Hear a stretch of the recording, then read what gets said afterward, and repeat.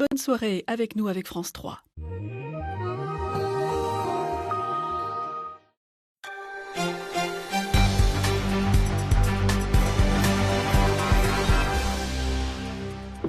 Bonsoir à tous, bienvenue en Basse-Normandie, nous sommes le mardi 24 janvier, bienvenue dans ce 19-20.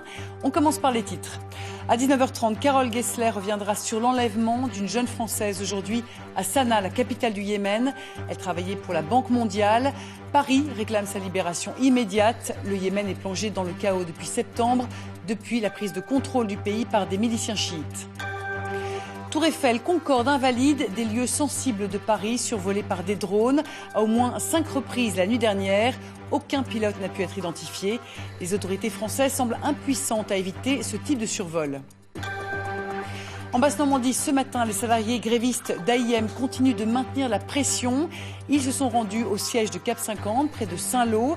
Il s'agit de l'actionnaire principal des abattoirs. Ils y ont exprimé leur colère. La naissance d'une troisième association opposée au centre de stockage de résidus de déchets automobiles à Nonant-le-Pin. Normandie Santé s'appuie sur les répercussions environnementales, non pas sur les élevages, mais sur les hommes. Transport en commun trop cher, les étudiants cannais montent au créneau et demandent une tarification adaptée à leur budget. Une pétition a déjà rassemblé 2300 signatures. Les élus ont été interpellés. La page sur le salon de l'agriculture avec Jean-Baptiste Patier. Nous parlerons de Livaro et de cidre, là où ça bouge et Chonu et son dessin. À tout à l'heure, Emmanuel. Guénel. Avant de développer ces titres, direction Pondouilly. Ce qui n'aurait pu être qu'une querelle de voisinage prend une tournure judiciaire. Un riverain a attaqué le foyer rural. Il demande que soient retirées toutes les installations dédiées aux kayakistes en face de son terrain. La cour d'appel de Caen rendra son arrêt le 31 mars prochain. Pierre-Marie Puot et Emilien David. Il n'est pas un kayakiste normand qui ne se soit déjà mesuré à l'eau vive du Noireau. À Pondouilly, le bassin de la Potiche est considéré comme la meilleure base de slalom de la région. Les courants, les remous, sont dus à des épis, des enrochements posés sur le lit de la rivière il y a déjà 20 ans. Mais cet équipement unique est aujourd'hui menacé à cause d'une banale querelle de voisinage. Ce qui ne va pas, c'est que le riverain demande à ce que soient retirés les épis qui sont au travers de la rivière, ainsi que les enrochements qui sont le long de sa rive, de manière à protéger de l'érosion, pour une histoire qui est basée sur une vengeance personnelle. À l'époque, quand les travaux ont été effectués, le propriétaire du champ situé sur l'autre rive avait donné son accord verbal, top là. Mais en 2008, changement de ton. Le foyer rural qui exploite la base se retrouve assigné au tribunal et condamné en première instance. La cour d'appel de Caen vient d'examiner l'affaire. Les responsables du foyer rural ne sont pas juristes ni devins, mais ils ne sont guère optimistes. Il n'y a pas eu l'écrit. Alors maintenant, on sait que le droit, le bon sens ne prévaut pas sur le droit. Et ce qui est désolant, c'est une affaire qui a démarré, une affaire d'adultes, qui maintenant pénalise les jeunes de notre club, et puis aussi les jeunes des clubs aux alentours qui viennent ici s'entraîner, qui viennent ici faire des compétitions. La cour d'appel de Caen rendra son arrêt le 31 mars. Le foyer rural a déjà mis 15 000 € de côté pour le cas probable où il faudrait tout démonter. Sûr de son bon droit, le voisin d'en face ne voit rien d'utile à ajouter puisque la justice suit son cours.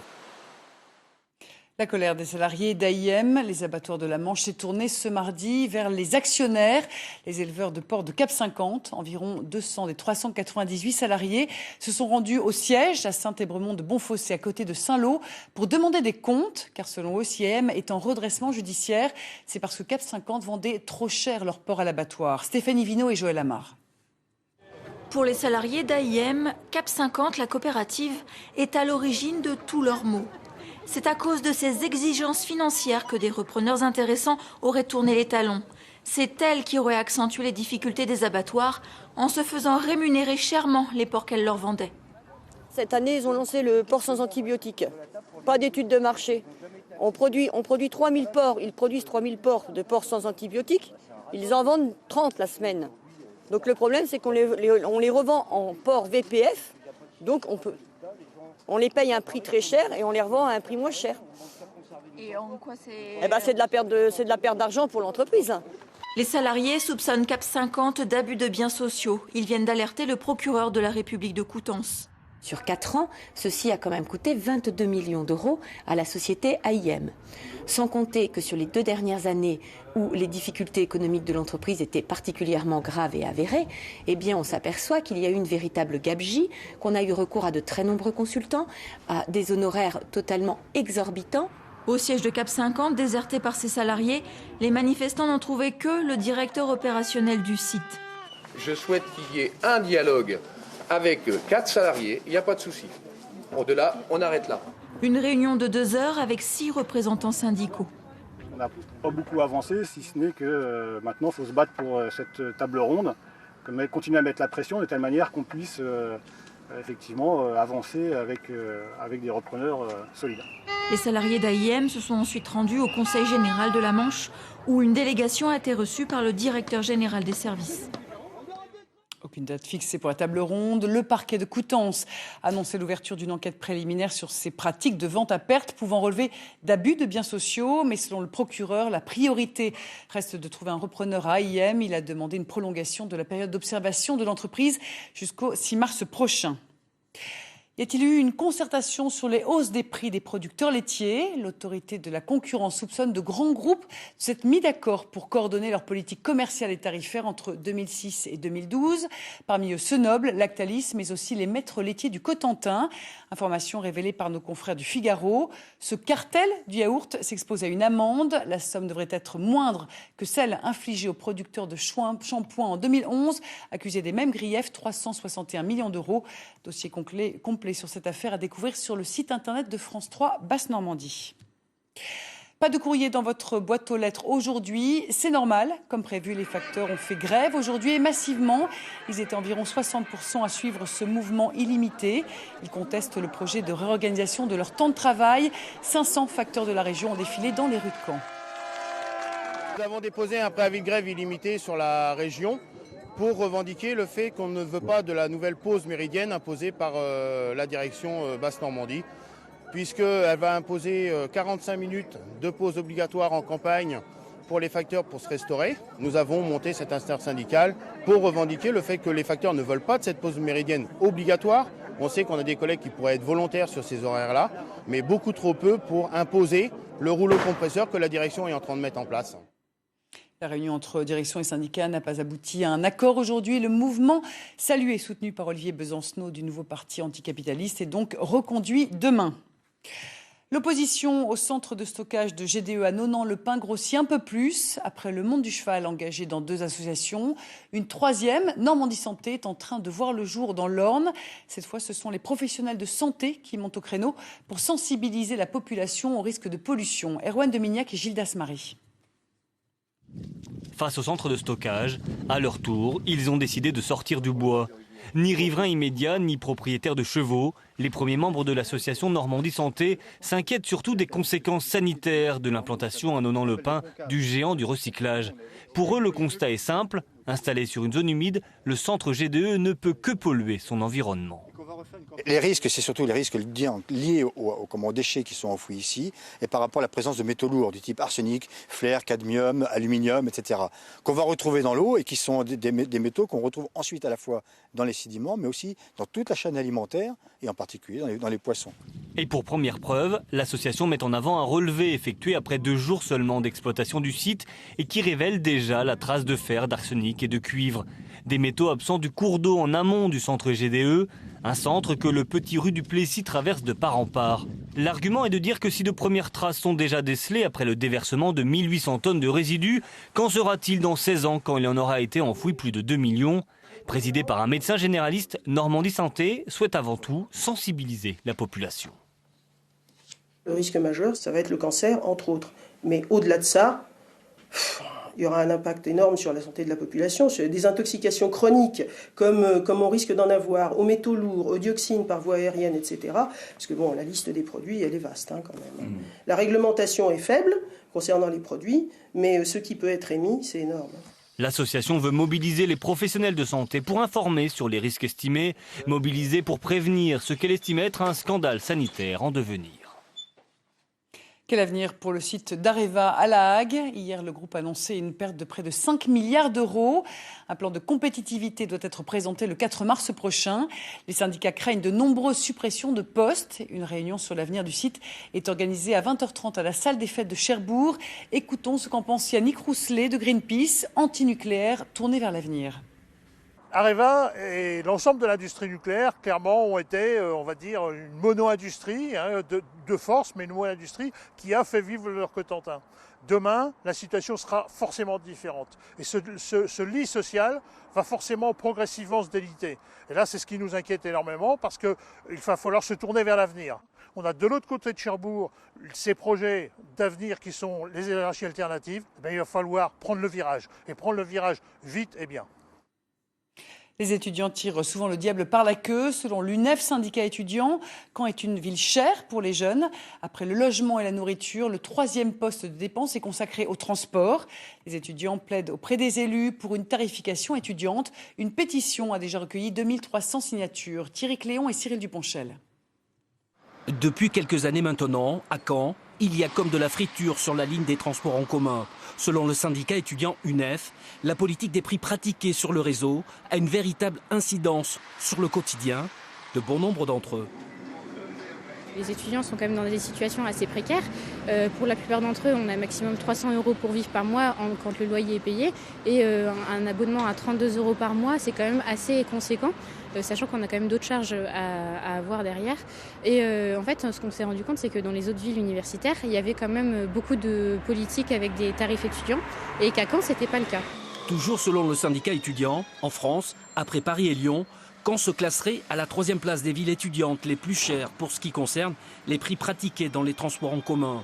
Exemple, à Toulouse, le tarif étudiant pour les transports revient à 100 € par an. Pour les usagers de Caen-la-Mer, cela peut monter jusqu'à 300 €. Nous, on demande un demi-tarif étudiant en partant du tarif jeune moins de 26 ans qui est à 32,80 € par mois, donc un demi-tarif pour celui-ci, pour l'abonnement mensuel, ainsi que l'intégration du dispositif Véole dans l'abonnement étudiant et un tarif ticket à un voyage à un tarif étudiant. Aujourd'hui, le monde étudiant se mobilise donc et interpelle les élus de Caen-la-Mer qui, avec Keolis, fixent les tarifications des transports à l'échelle de l'agglomération. Le budget de l'agglomération cannaise va bientôt être voté, donc les budgets sont bouclés, donc les marges de manœuvre, bien sûr, financièrement sont étroites, mais on va essayer de faire des propositions. Quand je dis qu'à Caen, la tarification est très élevée, si on prend en comparaison avec Strasbourg, avec d'autres grandes villes, eh bien c'est vrai qu'on est beaucoup trop cher. On va essayer de trouver un juste milieu et pour pouvoir répondre, bien sûr, favorablement à l'ensemble des revendications des étudiants, qui me paraît aujourd'hui tout à fait légitime. En concertation avec les syndicats étudiants, Caen-la-Mer s'est donc engagé à mettre en place une tarification étudiante dans les années à venir. Et à Alençon, une association s'interroge sur la pertinence de la gratuité des transports pour tous les habitants, comme c'est le cas à Gap ou Bar-le-Duc. Alternative citoyenne veut susciter le débat et recueillir les avis de la population. Rendez-vous le 4 mars à 20h salle Baudelaire à Alençon avec des représentants des villes où les transports sont déjà gratuits. Affaire récurrente dans notre région, la mise au jour d'une bombe de la Seconde Guerre mondiale dans un terrain destiné à de nouveaux lotissements à Guercelles-Secqueville. La bombe pèse 213 kg, elle est anglaise et sera désamorcée le mercredi 11 mars prochain. 550 personnes seront évacuées provisoirement le temps que les démineurs récupèrent la bombe et la désamorcent. Les élections départementales, premier tour le dimanche 22 mars avec des changements. Plus de conseillers généraux, on l'a vu hier, mais des conseillers départementaux et des cantons divisés par 2. Dans le Calvados de 49, ils passent à 25, ce qui ne va pas sans quelques grincements de dents. Illustration dans le nouveau canton de Trévières qui absorbe Isigny-sur-Mer avec Hélène Jacques et Franck Baudreau. Est-ce que c'est vraiment fait ? Je ne suis pas sûre du tout. Si, c'est vrai, c'est vraiment fait. Donc... Vous connaissez le nom, vous, du nouveau canton ? Trévières. Trévières, oui. C'est vrai que pour nous sommes inquiets, forcément. Dans toute la France, vous parlez d'Isigny, les gens, ils connaissent Isigny. Trévières, on ne connaît pas. Et quand on parle d'un canton, c'est toujours canton d'Isigny. Trévières, c'est vraiment anonyme. Bon, je suis peut-être pas gentille de dire ça pour Trévières, mais on situe plus Isigny que Trévières. Les Isigniers devront pourtant s'y faire. C'en est fini de leur chef-lieu de canton. Malgré son poids économique, la réforme est passée par là. Leur territoire pour les prochaines élections départementales a triplé. Une fusion avec le canton de Trévière et une grande partie de celui de Balleroy, le Mollet-Litry. On a additionné l'intercom Balleroy-le-Mollet-Litry à l'intercom de Trévière et à celle d'Isigny pour constituer ce canton de manière à ce qu'il corresponde à peu près à 1/25e de la population du département, puisque en fait il y a 25 cantons avec 2 élus, il y aura 50 élus. Des intercoms qui débordaient sur d'autres cantons, largement critiqués sur le fond avec la perte d'un représentant, dont la forme ce redécoupage paraît plus cohérent. À la porte des Marais, Trévière et ses 967 habitants sortent de l'ombre. C'est vrai qu'au niveau administratif, les maires des autres communes mettront canton Trévière, mais ça n'ira pas plus loin. C'est pour simplement l'administration. Mais ça ne donne aucun avantage. D'ailleurs, je répète, la notion de chef-lieu de canton n'existera plus. À charge pour ce bureau centralisateur d'organiser les 2 tours pour les 68 communes du canton. Le maire ici est candidat, même si les compétences du futur conseil départemental restent encore très floues à 1 mois du scrutin. Et sur ce nouveau canton de Trévière, 4 binômes sont en lice pour les élections départementales. Je vous laisse découvrir la liste complète des candidats et leurs couleurs politiques. Une page gourmande ce soir au Salon de l'Agriculture qui se tient en ce moment à Paris. Une recette de cuisine au Pont-l'Évêque et la rencontre avec l'œnologue de la maison cidricole de Normandie. Pour la première fois cette année, un bar à cidre est installé sur le pavillon normand. Jean-Baptiste Patier, Jean-Michel Guillot et Edouard Firaribou vont vous faire saliver. La Normandie régale le monde. Le slogan du pavillon de la Normandie n'a jamais aussi bien porté son nom. Bonsoir et ravi de vous retrouver ici au Salon de l'Agriculture. Derrière moi, une nouveauté cette année, recette à 4 mains, un producteur et un chef cuisinier et même d'autres mains puisque le public peut participer. Reportage, images de Jean-Michel Guillot. Recette fromagère. Pont-l'Évêque au menu. Vous savez comment on fait du Pont-l'Évêque ou pas ? 10 personnes volontaires dans les allées du salon ont pris place autour du plan de travail du chef Didier Godefroy pour un cours de cuisine offert par la délégation normande. Chef, qu'est-ce que vous préparez aujourd'hui ? Alors une tempura de légumes printaniers avec du Pont-l'Évêque, légèrement safrané. Et je vais faire une petite vinaigrette à base d'oseille et de vinaigre de cidre. Donc on laisse le couteau sur la planche, allez-y. À la normande, hein, la première phalange bien rentrée. Et là c'est bien, vous positionnez ça comme ça. Le Pont-l'Évêque, un des 4 fromages normands certifiés appellation d'origine protégée, avec le Livaro, le Camembert et le Neuchâtel. Aux côtés du chef, pour promouvoir ce produit du terroir, un producteur de lait destiné à la fabrication du Pont-l'Évêque. C'est une fierté pour nous de faire voir que les produits normands régalent la Normandie, régalent la France, régalent la région parisienne. Alors une huile bien chaude. Le tempura, sorte de beignet à l'origine portugais ou japonais, à la normande avec du Pont-l'Évêque. Le fromage idéal car doux, goûtu et original. C'est une autre saveur que de ce qu'on connaît d'habitude. Vous faites une tartiflette au Pont-l'Évêque, c'est extraordinaire, ça change du reblochon, quoi. C'est aussi de la créativité. Bravo chef, merci. Après 30 minutes de préparation, le temps enfin de la dégustation. Et le Pont-l'Évêque alors, en cuisine ? Je vous recommande, bravo. C'était une première pour vous ? Oui, c'est vraiment très bon. Et facile à cuisiner. Durant tout le salon, 45 chefs normands se succèdent sur ce stand pour régaler les visiteurs. Toutes les recettes sont compilées dans ce livret, disponible gratuitement au pavillon de la Normandie. Direction le bar à cidre, quelques mètres plus loin. Son comptoir est toujours très prisé. Un bar à cidre ici au Salon de l'Agriculture, c'est une première et pour nous en parler, Arnaud Didier, bonjour. Vous êtes œnologue de la maison du cidre de Normandie avec une recette fromagère. Le cidre, c'est idéal. Oui, c'est vrai que le cidre, notre boisson normande, se prête très bien à accompagner les plats à base de fromage ou le fromage tout seul. Mais bon, voilà, sur notre bar, on propose aussi d'autres découvertes et d'autres bons moments de dégustation de nos cidres. La grande nouveauté, le cidre à la pression. Le public apprécie. Very good. Vous êtes béarnais, comment il est le cidre normand ? Mais il est très bon, écoutez, j'ai pris un petit fruité, brut fruité, il est très bon. Le cidre version 2015, c'est aussi une stratégie marketing. Si on veut conquérir de nouveaux consommateurs, faire venir des gens au cidre qui n'étaient pas vraiment enclins à y aller naturellement, eh bien, ça passera par un renouveau de la présentation des cidres. Et on peut par exemple montrer cet habillage qui est très jeune, très moderne, des couleurs vives. Autre innovation, du cidre rosé et des bouteilles de 33 et 25 centilitres. Et nous quittons le stand de la Normandie. Vous le savez tous, le dicton dit qu'il fait beau chez nous plusieurs fois par jour. Eh bien, à côté, il y a le stand de l'Outre-mer.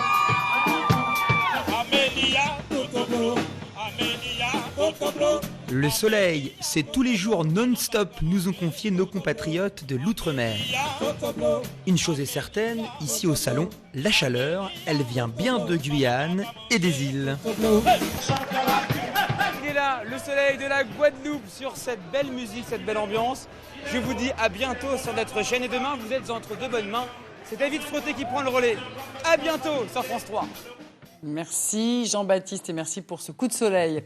En sport, c'est dur pour les hockeyeurs de Caen, les Drakkars engagés dans la phase de play-down de Ligue Magnus. Deuxième défaite hier soir à Lyon, 6-2 pour les Canets. Les Normands sont donc menés 2-0 dans cette série.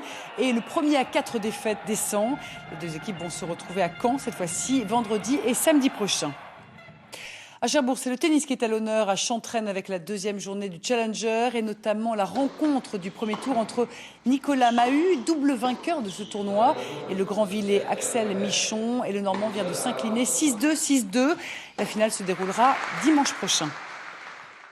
Là où ça bouge avec le festival Danse d'ailleurs au centre chorégraphique de Caen, mais aussi un spectacle pour enfants à Coutances.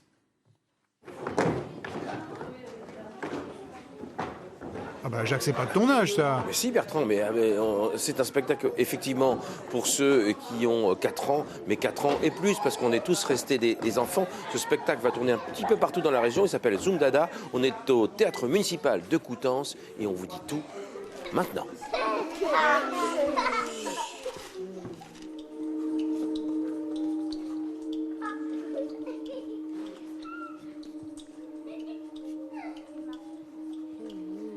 C'est agréable, vous l'avez vu, de replonger dans l'enfance. Vous avez voulu, avec des choses simples, nous faire replonger dans un univers presque à la Buster Keaton, je ne sais pas, ou à la Charlie Chaplin.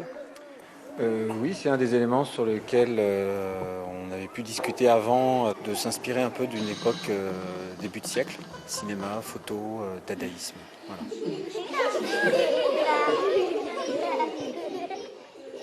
Zoom Dada, on peut expliquer un peu le titre quand même, parce que ça peut paraître un peu surprenant. Zoom Dada, voilà, le zoom est un mouvement, c'est pour parler du mouvement.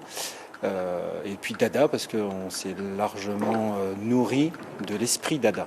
Il ne s'agit pas de faire un spectacle sur le dadaïsme, mais d'avoir ça en tête, sur la loufoquerie, sur le fait de partir dans tous les sens et de ne pas se poser de questions. Zoom Dada, parce que les enfants ne doivent jamais être pris pour autre chose que ce qu'ils sont, c'est-à-dire des personnes sensibles. Voilà, une très belle création, Zoom Dada. On a mis toutes les dates dans la région. Bravo pour votre travail collectif à tous. Merci.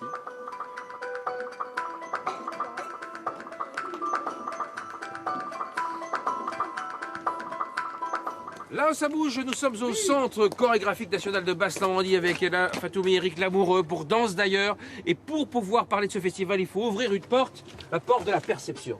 Quelqu'un ? Ça s'ouvre. Wow. Allez-y. On y va. Danse d'ailleurs. En 3 parties cette fois-ci, comme un épisode de série télévisée. 3 temps forts. Hein, voilà, c'est ça. Donc vous avez voulu faire des lieux différents comme d'habitude et des spectacles différents comme d'habitude. Alors qu'est-ce qu'on peut voir? Qu'est-ce qu'il y a de bien cette année? Quelle question! Tout est bien! Je savais qu'elle allait dire ça. Oh non mais attends, c'est pas possible, tout est bien. Il y a notre cher Bernardo Montet. Oui. Qui arrive avec une Alors, pièce. Stop. Oui, allons-y. Oui, Bernardo Montet, il est où là? Bernardo, il est dans le CCN. Bah oui, Pauline la truite est là-bas avec Patrick Merz. Pauline, c'est à vous, ça se passe bien là-bas? Dans un ailleurs tout près, Jacques, rassurez-vous, nous sommes à la Halle des Granges à Caen pour vous présenter Lux Tenebrae. C'est le spectacle conçu et créé par Bernardo. Vous allez nous plonger dans votre ailleurs à vous. Que se passe-t-il dans ce huis clos entre lumière et ténèbres? On est parti d'un texte qui s'appelle le Code Noir, mais c'est pas, c'est un socle en fin de compte. On ne parle pas de ce texte, c'est plutôt comment nos corps d'aujourd'hui traversent cette question de l'étrange, de l'étranger. Et pour ça, on a pris un dispositif qui est le salon, qui est ici, qui est une sorte, je dirais, d'espace public de l'intime. C'est-à-dire qu'on fait rentrer quelqu'un au salon, mais pas facilement dans sa chambre.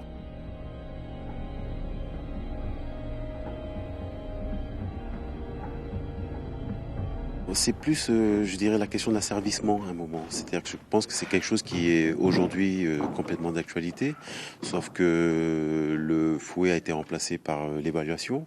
C'est-à-dire qu'on évalue tout est comptabilisé, comptable. Donc on rappelle les dates, ça se joue demain, mercredi et jeudi, à 20h à la Halle des Granges, à Caen.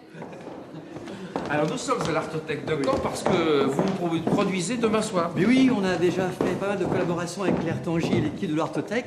Et à l'occasion de l'installation de l'artiste Christophe Cusin, qui travaille sur les espaces, il se définit comme peintre en bâtiment, eh bien on vient prolonger son geste avec la présence d'un corps et d'un musicien. C'est où? C'est là, juste en haut. à gauche, en tour.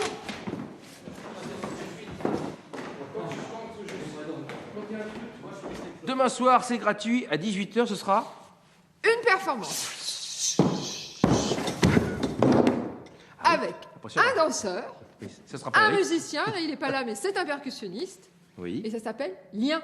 Et ensuite, à 19h, on retourne à la Logrange. Absolument, pour là-bas Hamid Ben Naï, qui est avec des danseurs sud-africains, et c'est aussi gratuit.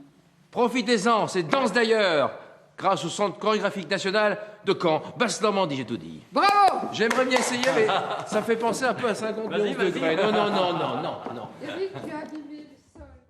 Emmanuel, vous vouliez revenir sur le sort des salariés d'AIM à Sainte-Cécile. Ils sont 400, attendent un repreneur. Oui, alors, vous savez, pour faire du boudin, il faut saigner le cochon. Eh bien, maintenant, il y a une nouvelle mode. Sur le plan culinaire, ça laisse un goût désagréable. C'est la saignée des entreprises normandes et des entreprises françaises. Et à l'arrivée, ce sont les salariés qui dégustent. Voilà. Merci Emmanuel. Repreneurs, ils peuvent se manifester jusqu'au 6 mars prochain. La météo tout de suite, puis l'édition nationale, internationale avec Carole Gessler. Prochain rendez-vous bas normand dans le Grand Soir 3. Demain midi, Laurent Marville, 18h58 pour nous. Je vous souhaite une très belle soirée. À demain. Retrouvez toute votre actualité régionale sur l'application France 3 Régions.